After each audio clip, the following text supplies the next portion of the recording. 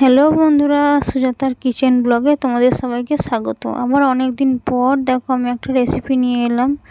আজকে হচ্ছে কই মাছ দিয়ে কুলেখাড়া পাতা দিয়ে একটা হেলদি আর স্বাস্থ্যকর ঝোল বানাবো। আমার শরীরটা খারাপের জন্য বেশ কিছুদিন আমি তোমাদের ভিডিও দিতে পারিনি, তো আশা করছি আজকের থেকে ডেলি ব্লগ দেওয়ার চেষ্টা করব। তো চলো তোমাদের রেসিপিটা শেয়ার করি। প্রথমেই দেখো এখানে তেল গরম করতে দিয়ে দিয়েছি। এখানে আমি মাছগুলো ভাজতে দেবো। হলুদ আর নুন দিয়ে দিলাম। নুন আর হলুদটা ভালো করে তেলে বয়েল করে নেবো, মাখিয়ে নেবো। তার কারণ সকালের দিকে ছেলের স্কুল থাকে না, আমি না তাড়াতাড়ি করে বেশ জুতজাত করে রান্নাটা করে দেখাতে পারি না তোমাদের। তো এখানে দেখো কই মাছ তো লাফাবে, মানে যাতে তেল ছিটে গায়ে না লাগে সেই জন্য আমি বাটিটার সময় চাপা দিয়ে দিলাম।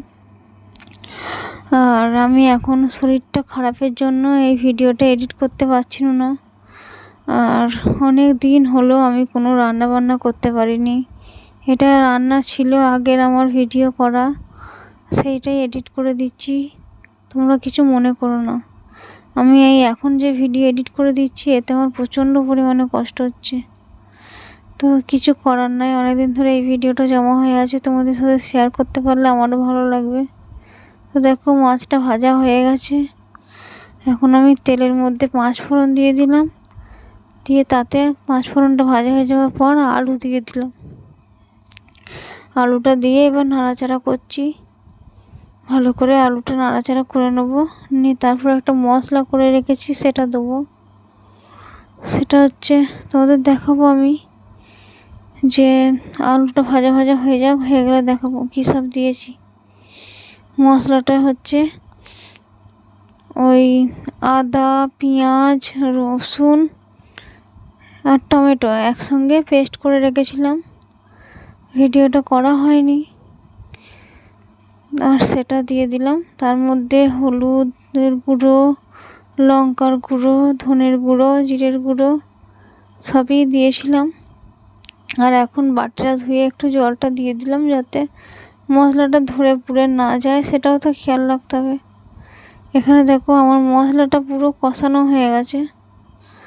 এখন জল দেওয়ার পালা, জলটা দেবো। এই রান্নাটাই আমি লাস্ট রান্না করেছি, আর কোনো রান্না বান্না করতে পারিনি। এখন দিয়ে দিলাম নুন। নুনটা দিয়ে এবার দেবো ধুয়ে রাখা যেসব কুলেখাড়া পাতাটা ছিল সেটা দিয়ে দেবো। তো এটা দিয়ে দিলাম, দিয়ে হয়ে গেল রান্না, রান্না না ঝোলটা হয়ে দিয়ে দিলাম সব কিছু। ফুটবে, চাপা দেবো। চাপা দিয়ে রেখে আধা ঘন্টার মতন ফোটাবো। ফুটে এলে আলু সেদ্ধ হয়ে এলে তখন মাছটা দিয়ে 2-3 মিনিট ফুটিয়ে নেবো, তাহলেই আমার রান্নাটা হয়ে যাবে। তো বুঝতে পারছো আমার কথাগুলো বড্ড জড়িয়ে যাচ্ছে। তো মাছগুলো দিয়ে দিলাম, এবার খানিকক্ষণ ফুটিয়ে নেবো 2-3 মিনিটের মতন, তাহলেই আমার রান্নাটা হয়ে যাবে। তো ঝোলটা একদম ফিকে করেছি, হেলদি স্বাস্থ্যকর ঝোল বলতে পারো। মশলাটাও খুবই অল্প করে দিয়েছি। তো দেখো এখন কিন্তু আমার মাছের ঝোল সম্পূর্ণ রেডি। মাছটা দিয়েও 2-3 মিনিট ফুটিয়েছিলাম চাপা দিয়ে। দেখো আমার রান্না হয়ে গেছে। তো আজকের ভিডিওটা কেমন লাগলো অবশ্যই জানিও। তোমরা যদি অনেক কষ্ট করে আমার এই ভিডিওটা দেখেছো তার জন্য তোমাদের অসংখ্য ধন্যবাদ। জানি না আবার কবে তোমাদেরকে আমি আবার নতুন ভিডিও দিতে পারবো। ততক্ষণ তোমরা ভালো থেকো, সুস্থ থেকো, সাবধানে থেকো। আজকের মতন